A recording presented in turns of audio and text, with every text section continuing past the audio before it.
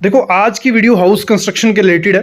दो टॉपिक इसमें कवर आपके होंगे। एक तो सबसे पहले मोस्ट इंपॉर्टेंट चीज, फुटिंग पे ध्यान नहीं दिया जाता है। जम्मू एंड कश्मीर की मैं बात कर रहा हूँ, नॉर्थ में मोस्टली कॉन्ट्रैक्टर पे सब चीजें छोड़ रहे हैं लोग। और कॉन्ट्रैक्टर क्या करते हैं, ना मिट्टी देखते हैं, ना सॉइल की कंडीशन देखते हैं, ना लोकेशन, एक जैसी फुटिंग हर जगह दे रहे हैं। तो वो गलत चीज है। आपको आर्किटेक्ट या इंजीनियर हायर कर लेना है। अगर नहीं करते हो तो ये चीजें आपको फॉलो जरूर करनी है। कुछ रूल मैं आपको बताऊंगा फुटिंग प्रोवाइड करने के। डुप्लेक्स अगर है आपका घर, एक दो स्टोरी का है, तो कोई उसमें दिक्कत नहीं है, आप खुद से डिजाइन कर लेते हो। लेकिन कुछ चीजें उसमें ध्यान आपको रखनी पड़ेंगी। वो चीजें मैं आपको बताऊंगा कैसे फुटिंग में क्या रूल आपको अपनाने हैं। 10 से 15 चीजें वो रहेंगी।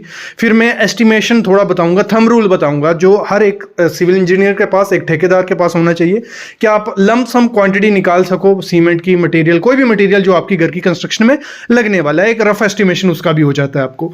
तो सबसे पहले हम स्टील की डिटेल देख लेते हैं, उसके बाद हम थंब रूल आपको मैं बताऊंगा। दो स्टोरी की लाया हूं, आपका ड्यूप्लेक्स हाउस है, तो उसमें हम क्या स्टील डिटेल देंगे। स्टार्ट करते हैं। एक एग्जांपल ले ली हमने, कोई ड्यूप्लेक्स घर बन रहा है, उसमें फुटिंग क्या साइज होना चाहिए। पहले तो देखो, ये डिपेंड होता है, ये जैसे मैंने लास्ट वीडियो में बताया था, जो हमारा डिपेंड होता है सॉइल की स्ट्रेंथ पे। बेरिंग कैपेसिटी कैसे निकालते हैं वो मैं उस वीडियो में बताया था, डिस्क्रिप्शन में लिंक दे दूंगा, वहां देख लें। सॉइल बेरिंग कैपेसिटी, ऊपर डुप्लेक्स किस हिसाब का है, लोड, बाकी चीजें। लेकिन आप इसको थंब रूल के हिसाब से भी रख सकते हो। थंब रूल में होता है क्या है, हम थोड़ा ज्यादा ही सेफ्टी फैक्टर लेके चलते हैं। जो पुरानी कंस्ट्रक्शन हुई होती है ऐसे ही घरों की, डुप्लेक्स की, इस हिसाब से 2 BHK 3 BHK, उन्हीं की जो फाउंडेशन होती है वो सेफली अभी तक वर्क कर रही है। तो वही उसी के हिसाब से मैं आज आपको बताऊंगा। सबसे पहले मैं बताऊं आपको 5 फुट बाय 5 फुट की मिनिमम आपको कितनी बाय कितनी की फुटिंग देनी है, 5 फुट बाय 5 फुट की। क्या 1500 mm बाय 1500 mm की फुटिंग आपको देनी है। क्लियर, ये हो गया। अभी बात करूं मैं सरिये की। इसमें सरिये कितना देना है, आपको देना है 12 mm main bar at the rate. Spacing कितनी देनी है, 150 सेंटर टू सेंटर। ठीक है, 150 बोल लो या 6 इंच बोल लो। ये डाला एक 12 का, दिखाता हूं। इधर इसका कितना डिस्टेंस हो गया, 6 इंच। फिर 6 इंच पे एक और सरिया डाल देना है आपको, 6 इंच, एक और 6 इंच पे, 6 इंच पे, 6 इंच पे, फिर 6 इंच पे, ऐसे ऐसे करते सरिया आपको डाल देना है। क्लियर, ये हो गया। फिर दूसरा जो डिस्ट्रीब्यूशन बार आएगा 10 mm का, वो भी आपको 150 mm पे डालना है, 6 इंच पे। अभी मैं बात करूं ऐसे ऐसे, फिर ऐसे ऐसे, इसका भी ऐसे ऐसे आपका सरिया आ जाएगा। ठीक है, 150 पे। और दिखेगा कैसे, ऐसे ऐसे ऐसे, और जो ये वाला ऐसे दिख जाएगा और सामने वाला ऐसे आपको दिखेगा 150 के सेंटर पे।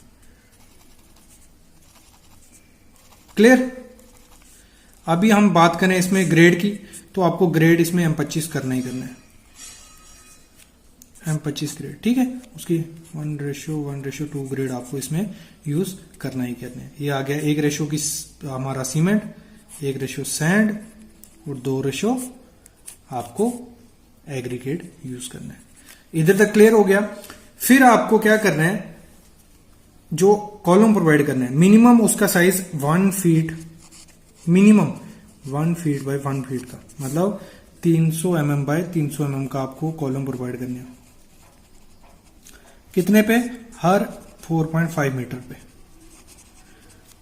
से 5 मीटर तक, 4 से 5 मीटर के बीच आपको प्रोवाइड करने ही करने हैं। जहां लंबी दीवारें होंगी, बाकी जहां नीड होगी कि दरवाजा है, जहां विंडो है, तो उस हिसाब से आपको प्रोवाइड करने ही करने। ये यहां तक क्लियर हो गया। अभी आगे बढ़ते हैं। आपको जो सरिया प्रोवाइड करना है, ऐसे आपका जो सरिया आएगा, मैंने लास्ट वीडियो में बताया था आपको, सरिया आपको पूरा डेवलपमेंट लेंथ के हिसाब से भी प्रोवाइड करना है, मतलब डेवलपमेंट लेंथ होनी चाहिए सरिये का। मैं 1 मिनट बना देता हूँ, फिर पहले फुटिंग का साइज थोड़ा बता दूं ना आपको। ये हो गया 5 फुट बाय 5 फुट की।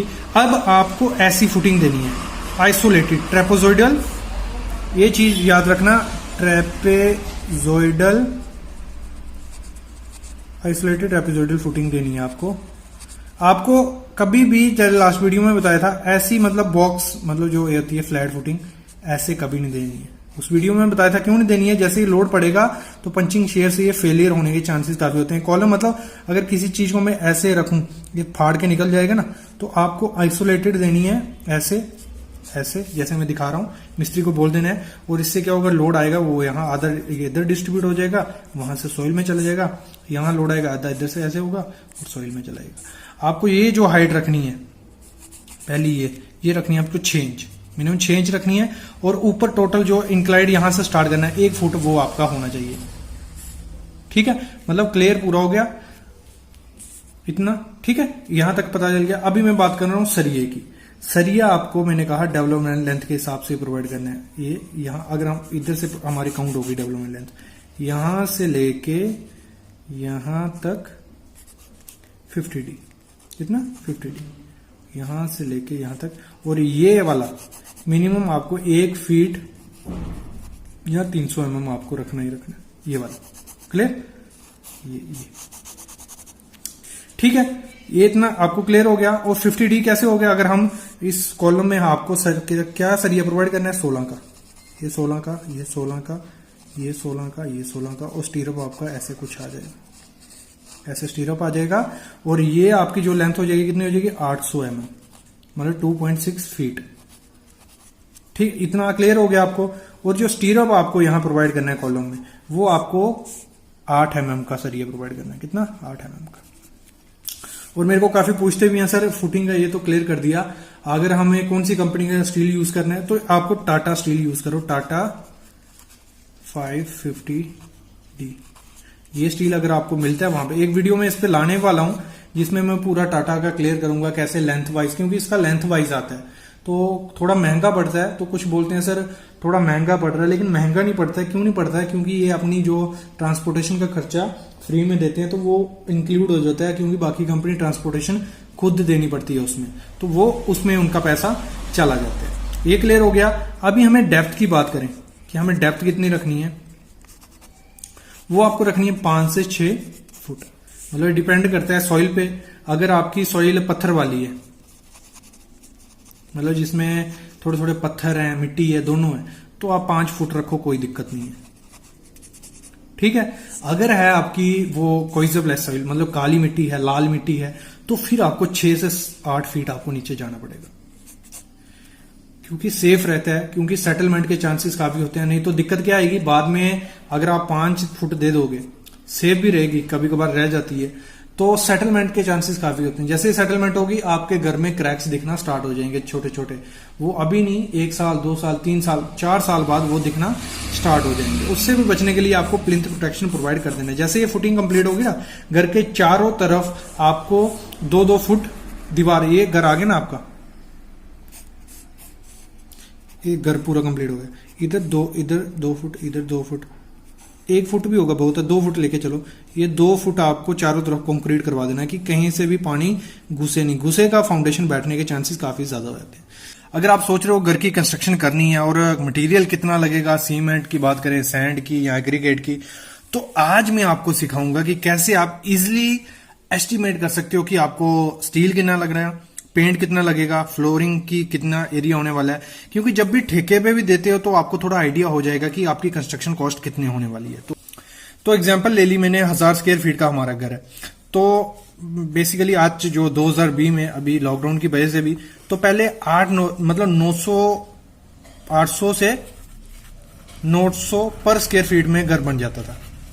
लेकिन लॉकडाउन के थोड़े क्राइसिस पड़े तो 1000 रुपया पकड़ के चलो कि 1000 रुपया पर स्क्वायर फीट में आपका घर बन जाएगा अगर आप खुद करते हो। उसमें कुछ मतलब नॉर्मल घर जो हम, जिसमें ज्यादा एलिवेशन नहीं, ये भी नहीं, एलिवेशन वगैरह दोगे तो वो तो फिर 1500 1600 2000 रुपये पर स्क्वायर फीट में भी पहुंच जाएगा। लेकिन नॉर्मल घर अगर आपको बनाना है तो आपको 1000 स्क्वायर फीट में बन जाएगा। तो 1000 स्क्वायर फीट का घर हमारा 1000 से मल्टीप्लाई करेंगे तो मतलब अप्रॉक्स 10 लाख रुपए में हमारा घर बन जाएगा। उसमें कंप्लीट आ जाएगा चाबी के साथ, मतलब कंप्लीट फिनिशिंग के साथ, पूरा पेंट के साथ। तो अगर सीमेंट की बात करें, आपके घर में अगर आपको निकालना हो सीमेंट कितना लगेगा, चलो मैं 1000 स्क्वायर फीट पकड़ के चल रहा हूं। आपका जितना भी एरिया है, बिल्टअप एरिया लेना है, जितने में हमारा बिल्टअप एरिया होता है ना जो, वो लेना है। तो 1000 स्क्वायर फीट मैंने पकड़ के चला कि मेरा बिल्टअप एरिया कितना है, 1000 स्क्वायर फीट है। बिल्टअप एरिया आप प्लिंथ को ही पकड़ के चलो, ठीक है, जो प्लिंथ हो गया ना आपका, वो हो गया आपका, तो 1000 स्क्वायर फीट है, तो उसको आपको कांस्टेंट वैल्यू, ये थंब रूल है, 0.4 से मल्टीप्लाई कर देना है, तो आपको निकल आएगा 400 बैग सीमेंट आपको लगेगा 1000 स्क्वायर फीट के घर को बनाने में।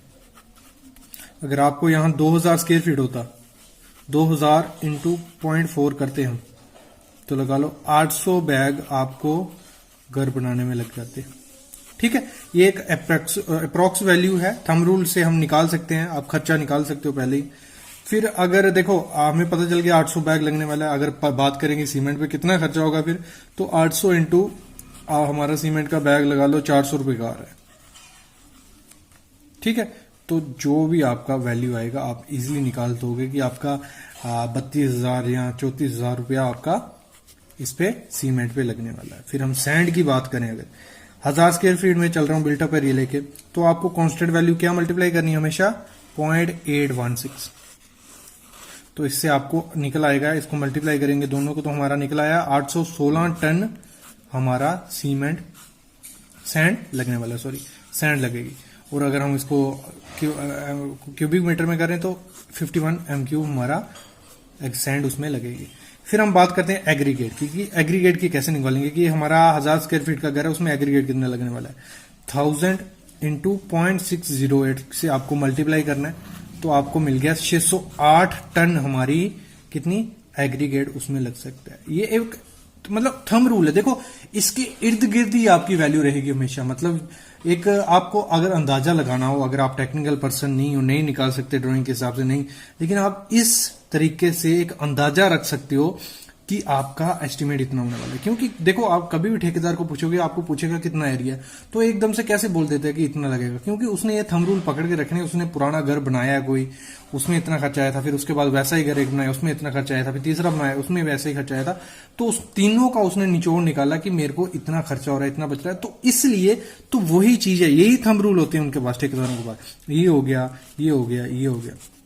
अभी बात करते हैं हम स्टील की, तो स्टील कितना लगेगा, तो 1000 स्क्वायर फीट हमारा बिल्टअप एरिया था, तो हमें मल्टीप्लाई हमेशा किससे करना है, 4 से, तो हमारा आ गया 4 टन हमारा स्टील लगेगा। उसमें हमारा फुटिंग का भी आ गया, plinth beam, column, slab, lintel वगैरह सब उसमें क्लियर हो गया। मतलब हमारा टोटल 4 टन सरिया उसमें लगेगा, और हमारा 4 टन किस हिसाब से लगेगा, इसमें मैंने काफी वीडियोस बनाई हैं, ये नहीं है कि यही वीडियो बना रहा हूं, काफी वीडियोस बनाई है जिसमें मैंने सब आपको कैलकुलेशन करके बताई है। ये अप्रॉक्स मेरी कोई 7वीं या 8वीं वीडियो होगी इस टॉपिक पे, उसमें कुछ अलग बताया है, आप वो भी देखो, प्लेलिस्ट में वो भी होगी। फिर अगर हम बात करें पेंट की, तो पेंट का क्या है, बिल्टअप एरिया है हमारा 1000 इंटू आपको करना है 0.18 पेंट के लिए, तो हमारा 180 लीटर हमारा पेंट उसमें घर को पेंटिंग करने में लग जाएगा। तो अगर जो कल मैंने वीडियो बनाई थी उसमें 500 स्क्वायर फीट का घर था, तो हमारा कितना आया था, 90 लीटर हमारा उसमें लगा था। अभी मैं बात करूं फ्लोरिंग की, तो फ्लोरिंग का क्या है, देखो 1000 बिल्टअप एरिया इंटू 1.3, ठीक है 1.3 है, तो हम कहेंगे 1300 स्क्वायर फीट हमारा एरिया आ गया। इसमें आपका स्कर्टिंग भी आ गई, तो इससे ये इसका क्या फन हुआ, इससे आप एक टाइल निकाल सकते हो कि नंबर ऑफ टाइल्स कितनी चाहिए। ठीक है, 350 कुछ टाइल्स आएंगे अगर आप साइज के हिसाब से करोगे, इधर से नंबर ऑफ टाइल्स निकल गई। दूसरा, इधर अगर आपको किसी को ठेका देना है, कि वो बोलता है कि इतना 1000 स्क्वायर फीट है, मैं इतना पैसे लूंगा, आप निकाल लो 1000 स्क्वायर फीट में टोटल एरिया कितना हो जाएगा, 1300 स्क्वायर फीट, पर स्क्वायर फीट कितना खर्चा हो रहा है आजकल लेवल एरिया लगाने का, मतलब 10 से 12 रुपए, ठीक है 10 से 12 रुपए आप मल्टीप्लाई कर दो, फिर आप उसको ठेके पे दे दो, तो ठेके पे आपको लगता है कि ऐसे अगर मैं कराऊंगा 10 से 12 स्क्वायर फीट तो हमें जो महंगा पड़ेगा, अगर ठेके पे दे देते हो तो सस्ता पड़ेगा। तो इस हिसाब से आप निकाल सकते हो कि कितना आपको खर्चा आने वाला है उस पर। फिर हम बात करें ब्रिक पे, तो हमारे कंस्ट्रक्शन में ब्रिक कितनी लगेगी, देखो 1000 स्क्वायर फीट हमारा बिल्टअप एरिया था, इंटू 8 करना है, क्योंकि 1 स्क्वायर फीट में 8 ब्रिक्स हमारी यूज होती हैं, ऐसे हम पकड़ के चलते हैं, तो हो गई हमारी 8000 ब्रिक। तो ये हो गया, मतलब ये देखो ब्रिक का क्या है, ब्रिक डिपेंड होती है कितनी पार्टीशन दे रहे हो, 4 इंची 9 इंची किस हिसाब से दे रहे हो, लेकिन बाकी आप इससे रफली निकाल सकते हो। आपका अगर 2000 स्क्वायर फीट एरिया है तो आप इंटू 8 करना है, मतलब 16,000 ब्रिक पकड़ के चलो, 16,000 ब्रिक आपकी उसमें लगेगी। बाकी प्रॉपर अगर मतलब एक्चुअल क्वांटिटी निकालनी है वो तो ड्राइंग के हिसाब से निकलेगी, क्योंकि कितनी दीवारें दे रहे हो, 9 इंच की कितनी है, 4 इंच की। लेकिन अगर रफ हैंड आपको पहले मटेरियल मंगाना है कि मैं कितना मटेरियल मंगाऊं, आप इसी हिसाब से निकाल लो, इसे ये जो कांस्टेंट वैल्यू है इनसे मल्टीप्लाई करके निकाल लो, इससे थोड़ा कम मंगवाओ, उसके बाद बाकी मटेरियल मंगवा सकते हो। लेकिन ऐसे तो अगर आपको आइडिया नहीं होगा तो आपको पता नहीं चलेगा, लगेगा इतना मिस्त्री लिखवा देगा दुनिया भर का, वो लगवा के ला के रख दोगे, वो वेस्ट होता रहेगा। तो इससे आप आइडिया खुद भी लगा सकते हो। बाकी फिर मिस्त्री को पूछ सकते हो कि मिस्त्री जी कितना लगेगा, या आपका इंजीनियर या आर्किटेक्ट अगर हायर किया फिर तो कोई दिक्कत नहीं है, वो तो एक्चुअल क्वांटिटी भी आपको बना के दे देंगे। दोस्तों ये था आज का वीडियो हमारा जो थंब रूल पे था। आई होप आपको समझ आया होगा, आपको अच्छा लगा होगा वीडियो। तो अगर अच्छा लगा तो लाइक जरूर कर देना और प्लीज चैनल को सब्सक्राइब कर लो, क्योंकि काफी वीडियोस आपकी हाउस कंस्ट्रक्शन पे, इंटरव्यू पे, प्रैक्टिकल नॉलेज पे, अभी जल्दी मैं प्रैक्टिकल नॉलेज लाइव करने वाला हूँ, फिर से लॉकडाउन हटने वाला है अच्छे से, तो आपको साइट पे लेके अच्छे से बताने वाला हूँ मैं, वीडियोस आने वाली है। Thank you guys.